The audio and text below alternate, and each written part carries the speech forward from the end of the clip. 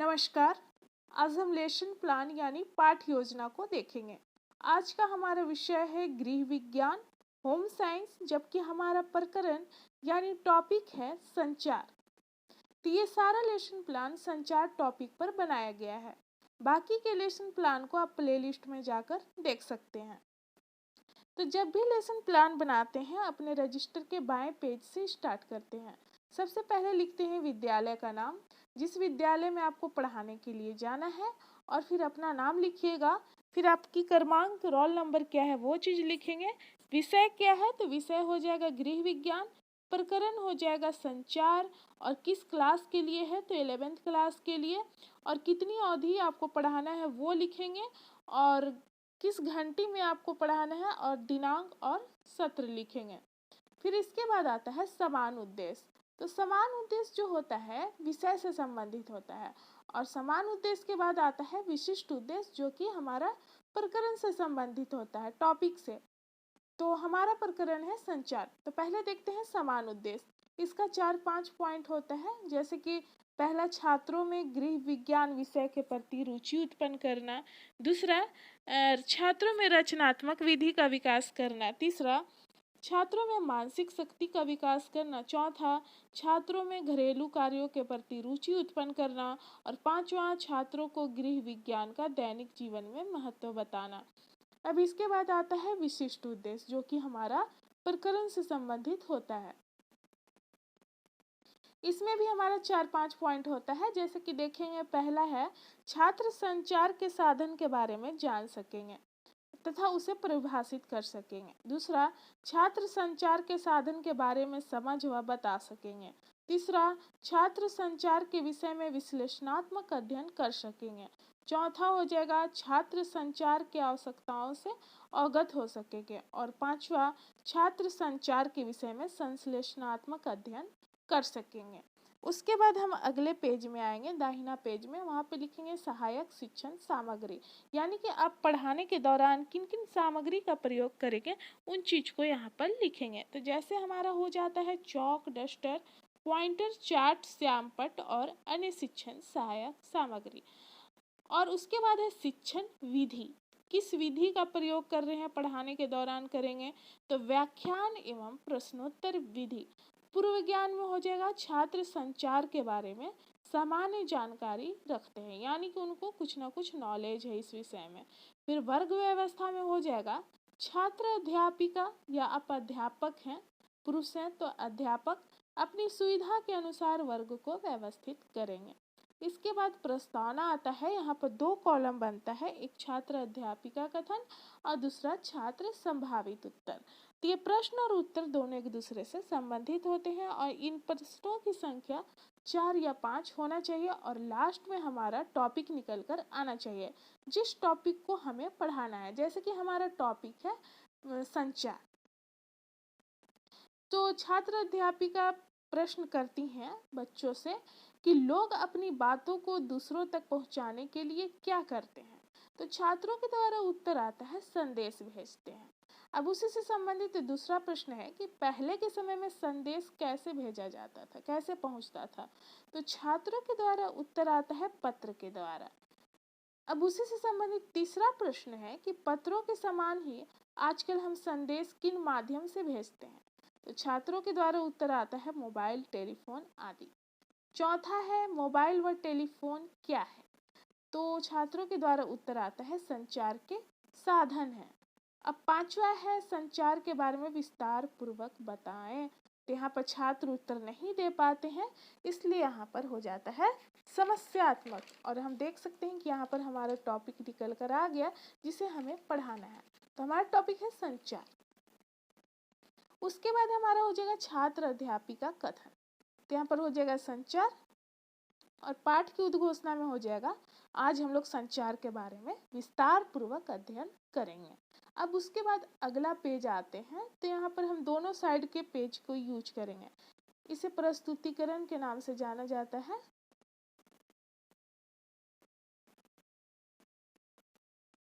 तो यहाँ पर 4 कॉलम बनेगा आपका। शिक्षण बिंदु, दूसरा छात्र अध्यापिका क्रियाशीलता, तीसरा छात्र क्रियाशीलन और चौथा श्यामपट्ट कार्य। तो शिक्षण बिंदु में हमारा टॉपिक से संबंधित पॉइंट होगा और छात्र अध्यापिका क्रियाशीलता में जो टॉपिक है हमारा उसका व्याख्या रहेगा और छात्र क्रियाशीलन में छात्रों के द्वारा किस तरह का व्यवहार किया जा रहा है, क्लासरूम में किस प्रकार उत्तर दे रहे हैं, उन चीज़ों को यहाँ पर लिखेंगे। और श्यामपट्ट कार्य में यानी कि आप जब पढ़ाते हैं तो ब्लैक बोर्ड कैसे यूज करते हैं, कैसे लिखते हैं, उस चीज़ को हम यहाँ पर डालेंगे और आप डायग्राम भी बना सकते हैं अपने अनुसार। तो सबसे पहले देखेंगे संचार है क्या, उसका परिचय क्या है। तो छात्र अध्यापिका बताती हैं कि संचार शब्द लैटिन भाषा के शब्द कम्युनिस से लिया गया है, जिसका अर्थ होता है साझा करना या बांटना। संचार के माध्यम से एक व्यक्ति अपने विचारों को दूसरों तक पहुंचाता है। यह एक ऐसी प्रक्रिया है जिसके द्वारा विचार, ज्ञान व दृष्टिकोण को एक स्रोत से दूसरे स्रोत तक पहुंचाया जाता है। इसे बोलकर, संकेत द्वारा, लिखकर, व्यवहार आदि द्वारा दूसरों तक पहुंचाने का प्रयास किया जाता है। तब जो व्याख्या दिया गया है संचार के बारे में, तो उसी से संबंधित प्रश्न करती हैं छात्र अध्यापिका कि संचार शब्द जो है लैटिन भाषा के किस शब्द से लिया गया है।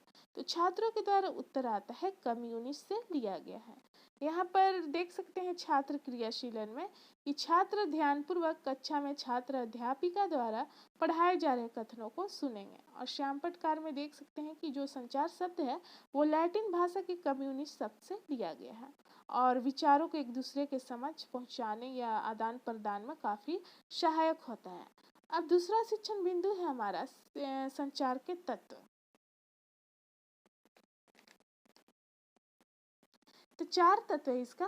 संप्रेषक यानी कि जो संदेश भेजता है, और संदेश हो गया, तीसरा हो गया संचार का माध्यम, और चौथा हो गया प्राप्तकर्ता यानी कि जिसको संदेश प्राप्त होता है। तो संप्रेषक वह होता है जो संदेश भेजता है और संदेश यह प्राप्तकर्ता की आवश्यकता के अनुसार होना चाहिए। संचार माध्यम सरल, कम कीमत पर प्राप्त होना चाहिए तथा सरलतापूर्वक श्रोताओं तक पहुंच सके, ऐसा होना चाहिए संचार का माध्यम। और प्राप्तकर्ता में देख सकते हैं कि प्राप्तकर्ता व्यक्ति या समूह जो संदेश को प्राप्त करता है।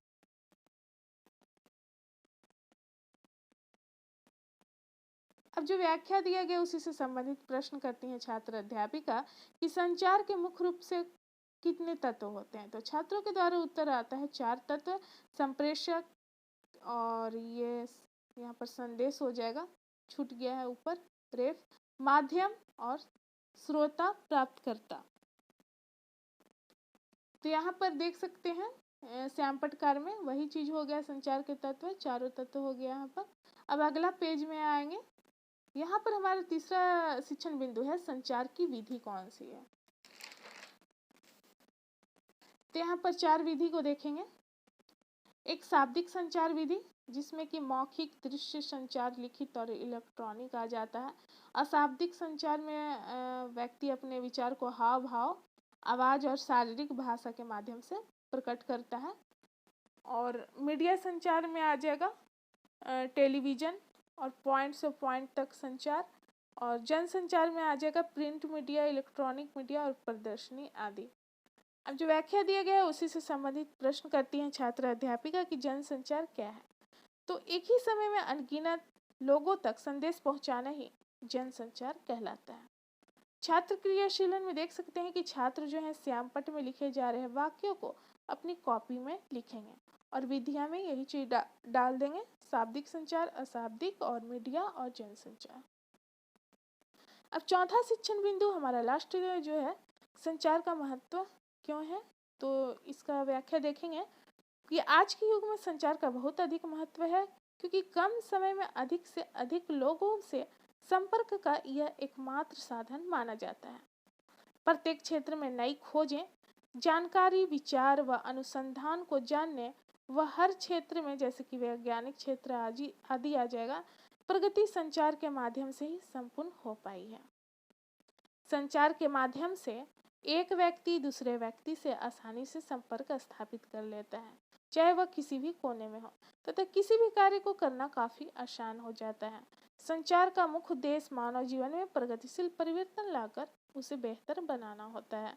अब जो व्याख्या दिया गया उसी से संबंधित प्रश्न करती है छात्र अध्यापिका कि संचार का महत्व क्यों है। तो छात्रों के द्वारा उत्तर आता है कि संचार विचारों को दूसरे तक पहुंचाने तथा संपर्क स्थापित करने में सहायक होता है, इसलिए संचार का महत्व है। छात्र क्रियाशीलन में देख सकते हैं कि छात्र ध्यानपूर्वक सुनेंगे। और संचार का महत्व में सैंपट कार्य में देख सकते हैं कि लोगों के बीच संपर्क स्थापित करने में सहायक है, नई खोज व अनुसंधान के क्षेत्र में सहायक होता है, मानव जीवन में प्रगतिशील परिवर्तन लाने में भी सहायक होता है, इस कारण इसका महत्व है।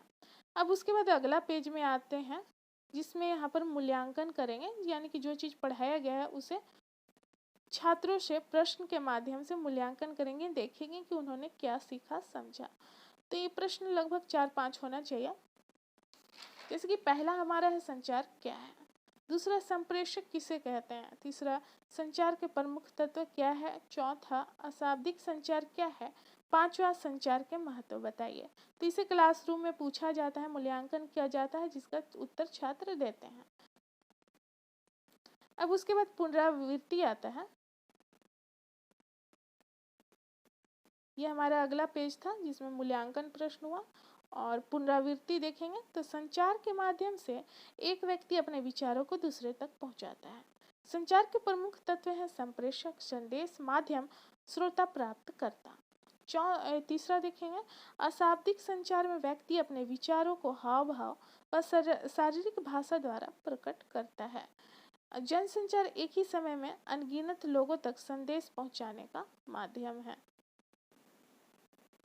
अब देखेंगे गृह कार्य। तो छात्रों को होमवर्क दिया जाता है लास्ट में कि संचार के बारे में विस्तार पूर्वक बताएं, और दूसरा हो गया आपका कि संचार की विधियों का विस्तार पूर्वक वर्णन करें। तो यहाँ पर हमारा समाप्त होता है लेसन प्लान। मिलते हैं अगले वीडियो में। धन्यवाद।